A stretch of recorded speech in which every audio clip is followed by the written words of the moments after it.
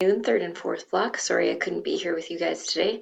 I'm just down at the district office in a meeting, but I am going to help you through these notes on cell transport. So today we're going to talk about passive transport, and we'll end up talking about active transport later this week. So go ahead and take a moment to get your notes all situated. Put cell transport as your heading for today. And let's talk about why we need to discuss cell transport. So how do molecules cross the cell membrane? Yesterday we talked about what the cell membrane is made of. It is a layer of phospholipids, those goofy little guys with a circle on top and squiggly lines coming down from the bottom, and how it is a fluid mosaic, a flexible layer with lots of tiny pieces. And so because we have that fluid mosaic and it is semi-permeable, we get to control what gets to cross the cell membrane. Through passive transport, it does not take any energy to move a molecule across the cell membrane. I want you to think about that word passive. Think about a country that is very passive, or maybe you've got a friend who's passive aggressive, or a dog who's very passive. What that word means is that there's not a lot of activity, there's not a lot of energy being put in. They're just kind of letting life pass by. And same thing with cells that are doing passive transport. There's not a lot invested into it. They're just kind of letting it happen to them. And the way that this happens is that molecules are going to move from an area of high concentration to an area of low concentration. And what I mean by concentration is not how focused they are or how much paying attention they're doing. What I mean is concentration, how many molecules are packed into that area. So for example, lemonade that is highly concentrated is going to be very sweet and very sour. You've probably encountered it if it's made at a very high concentration. And then low concentration would be lemonade that is very watery and not very sweet, not very sour, kind of just tastes like barely flavored water. So that's what I mean by high concentration to low concentration. The exact opposite of that is active transport. And active transport requires the cell to spend energy.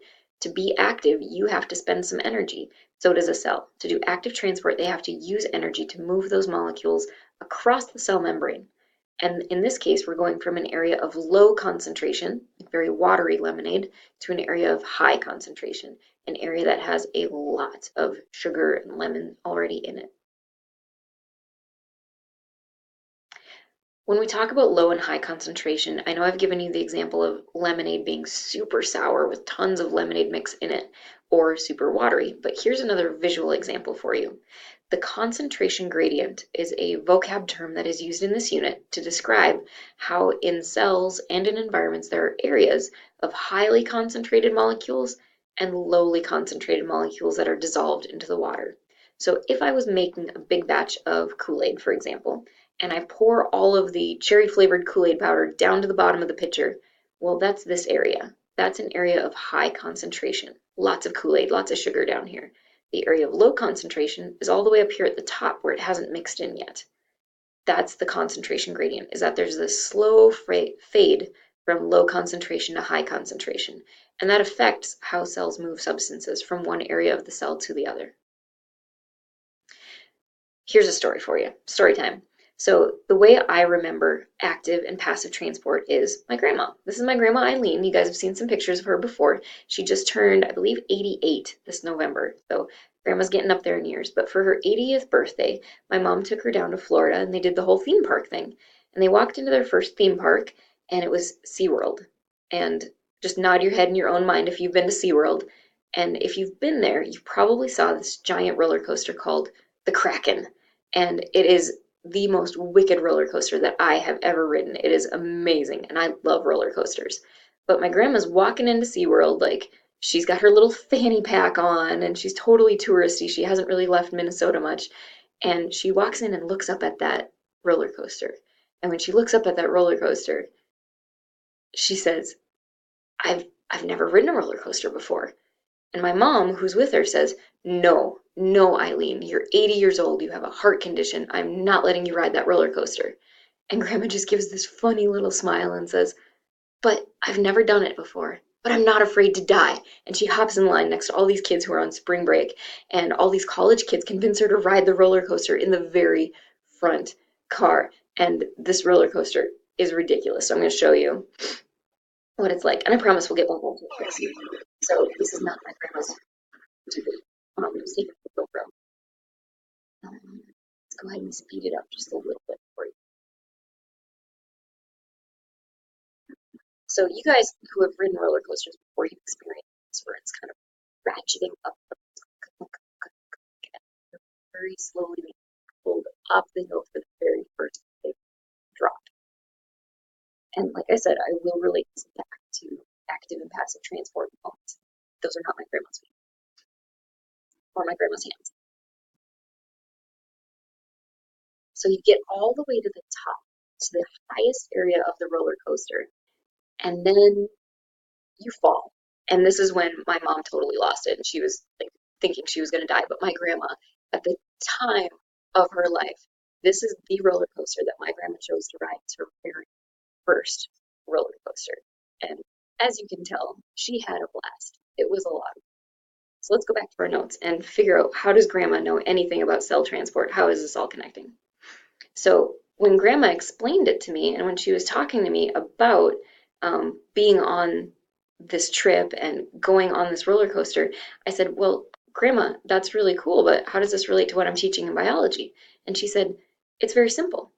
Once it is hard work to get uphill, but once you're up there, falling down is easy. Riding a roller coaster downhill is easy because you're just falling down. And she said, it's just like your cell stuff. Going uphill from an area of low to high concentration, that takes work, that takes energy. There's mechanisms and machinery in place. But going from high concentration to low concentration, that doesn't take any energy or extra mechanisms at all. So if I go back and we look at passive transport, no energy is required because you're falling downhill. You're going from high concentration to low concentration. Active transport, on the other hand, is going uphill on that roller coaster. It does take energy because you're going from an area of low concentration to high concentration. If we go back to this picture, you can explain it again. Area of low concentration, area of high concentration. Could I force those molecules of Kool-Aid to go all the way to the bottom and leave the top water completely clean? No.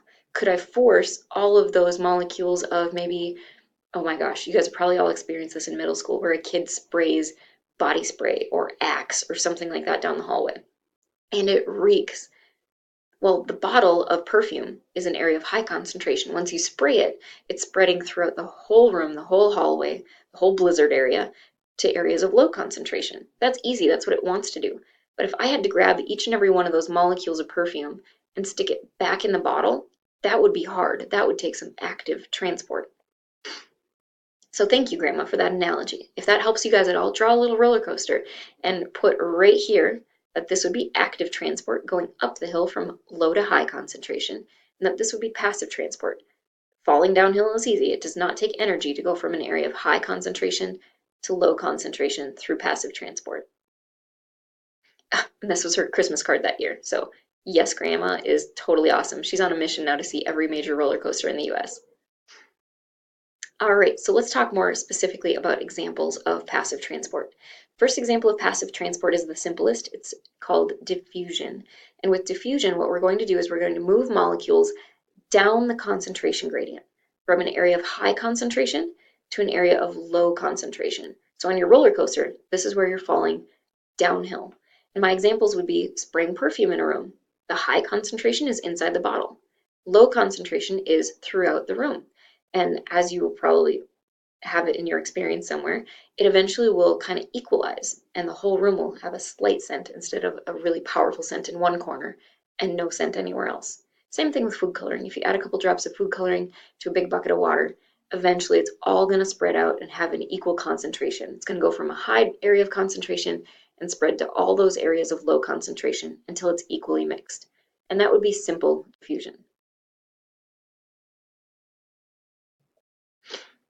Here's a picture of diffusion. So if I drop a bunch of crystals of dye into a bucket of water, all of them are going to eventually move around and equalize out to go try and find an area of low concentration until they are equally mixed.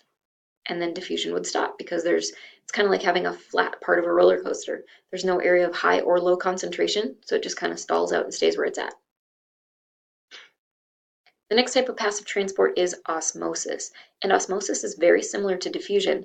The major difference here, and I've underlined it on purpose for you, is that osmosis is only involving the movement of water molecules. It's not perfume, it's not food coloring, it's not anything else like that. It's movement of water. And that water molecule has to cross a cell membrane. So it's still going from an area of high concentration to an area of low concentration, but this time it's crossing a membrane. Let's look at some examples of that. We've got three big vocab words when we talk about osmosis. First vocab word is isotonic, and that prefix iso means same, tonic refers to a solution. So an isotonic solution is one when both concentrations are equal. This is our flat roller coaster. There's no change in the water because there's nowhere for it to go downhill. Remember, water always wants to go to an area that is less concentrated with water, area of low concentration. So if there is about the same solution inside and outside of a cell, there's not going to be a lot of movement. This is kind of like those of you who wear contacts. When you soak your contacts in saline solution, the concentration of water and salt inside and outside of the cell is equal. I would like you guys to draw this kind of with those dots representing little molecules of salt, and then the rest of the solution inside the cell and outside the cell representing water. And you can see that they're equally salty or equally watery on both sides of that cell membrane here. And because of that, water's not going to move. Those of you who have worn contacts and you've maybe washed your contacts out in pure water, or maybe you've worn your contacts into a pool, you know that that's a different situation. And we'll talk about that on the next slide. So I'll give you just a second here. You can pause the video if you need to finish drawing this isotonic solution with an equally salty, watery solution on both sides of the cell membrane. All right, let's talk about a hypertonic solution. That word hyper, remember tonic means a solution or a mixture. Hyper means extra or an abundant amount of it. So when the concentration of solute, like salt or sugar or chlorine, whatever it could be, something dissolved into water, is really high, and the concentration is really low on the inside of the cell, what you'll see is that, for example, maybe this is a solution that is 80% salt, 20% water. That's really salty. And then maybe on the inside of your cell, it's 50-50, 50% water, 50% salt. Water is going to move out of your eyeball cell or out of your skin cell or out of your liver cell, whatever it would be, to try to go dilute this super salty solution out here. Remember, water always wants to go from an area of high concentration. So this is a more watery area. It's going to move from this area to an area of low concentration, this really salty area. Water will always move to go dilute the saltier area. So when you open your eyes in the ocean or you open your eyes in the swimming pool, what is happening, what causes your eyes to sting, is that the water is literally using osmosis to leave your eyeballs and go try to dilute the swimming pool or to try to go dilute the ocean. And we know that that's never going to happen, but your eyes are going to keep doing that through passive transport until they can try to equalize the saltiness, the wateriness inside and outside of those eyeball cells. So go ahead and take a second to draw this as well. Finish up with your notes, pause if you need to, and we'll move on to the third type of solution. Third type of solution is hypotonic. Hyper and hypo are very easily confused. Hyper, remember, meant an abundance of. Hypo means that you don't have enough. Think about when you're being very, very cold and you're hypothermic. Hypothermic, not enough heat, not enough thermal energy. Hypotonic, there's not enough stuff in that solution. So this would be if you put a solution outside of a cell that is extremely watery, there's not a lot of salt in it. But inside of your eyeballs, you've got kind of salty tears, right? So the solution inside of your eyeballs has a little bit of salt, not as much water as outside. So what's going to happen is the water outside your eyes says, oh, poor little salty eyeball, I'm going to go in there and I'm going to dilute your eyeball. So the water moves from this area of high concentration into the cells to an area of low concentration. So when you open your eyes in really clean lake water, or if you've ever tried to wash out your contact lenses in a drinking fountain or in bottled water, that stings too because all of that water is flooding into your cells and it's making them swell up because the water is entering those cells and causing them to stretch.